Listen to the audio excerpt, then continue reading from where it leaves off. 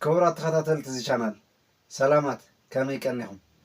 ሚስተር ዚል ሚስተር ዚል ህፃናት ሳይንሳዊ ሜላ ኣናባ እንግሊዝኛ ክኢሎም ክዓብዩ ወለዲ እውን ንኽንሕግዞም ዓሊሙ ዝዳሎ ትምህርታዊ ቪድዮ እዩ።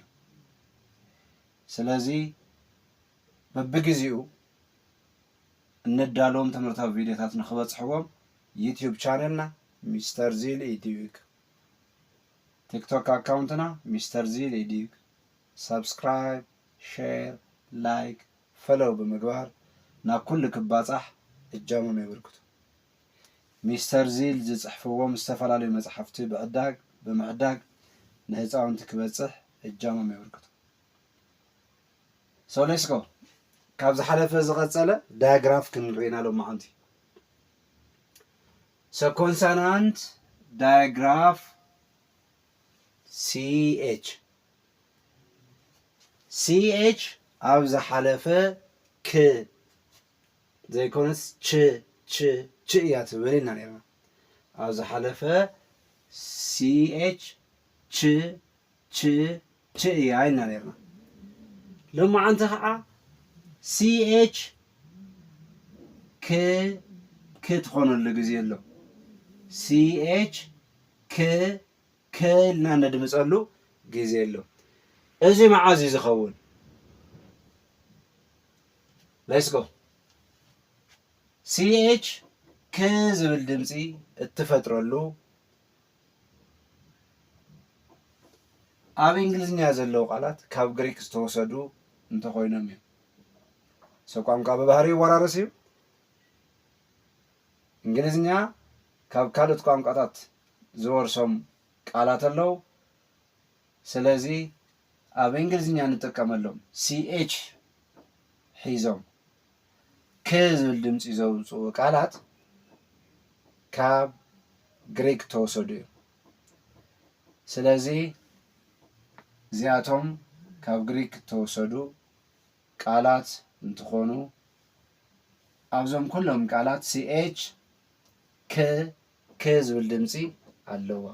ሶ ሌትስ ጎ ክኣ ካ ርኣ ራ ክትዕር ካራክተር። ስለዚ ሲኤች ኣብዚኣ ክ ዝብል ድምፂ ኣለዋ። ሲኤች ኣብዚኣ ክ ዝብል ድምፂ ኣለዋ። ኣብዚኣ እውን ክኦርድ ኮርድ። ስለዚ ሲኤች ኣብዚኣ ክ ዝብል ድምፂ ኣለዋ። ሶ ሲኤች ኣብ ኮርድ እዚኣ ትመስል ክኤምኢ ስትርኢ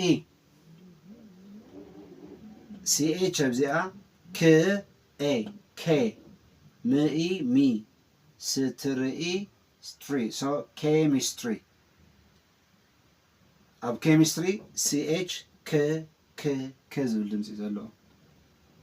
ሲኤች ኣብዚኣ እውን ክኣስም ካስም ሶታት ሲኤች ኣብዚኣ ክ ዝብል ድምፂ ኣለዋ።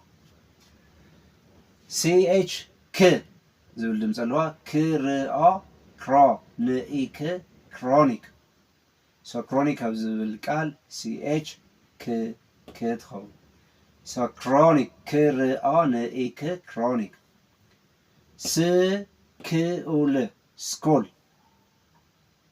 ሲኤች ኣብ ስኩል ክ ዝብል ድምፂ ኣለዋ።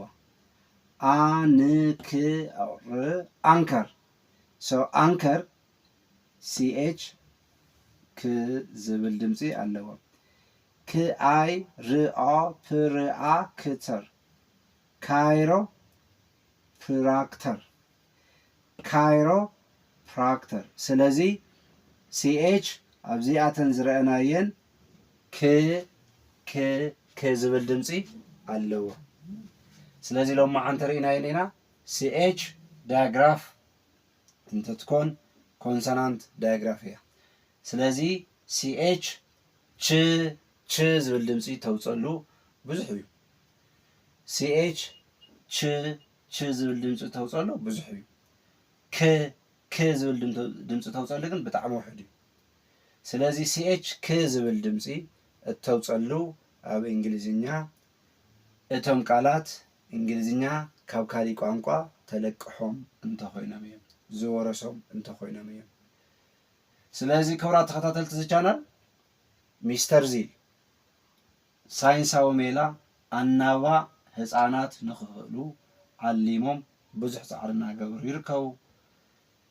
ካብዚኣቶም ትምህርታዊ ቪድዮ ምድላው፣ ትምህርታዊ መፅሓፍቲ ምድላው እዮም። ስለዚ እዚ ናብ ኩሉ ክባፃሕ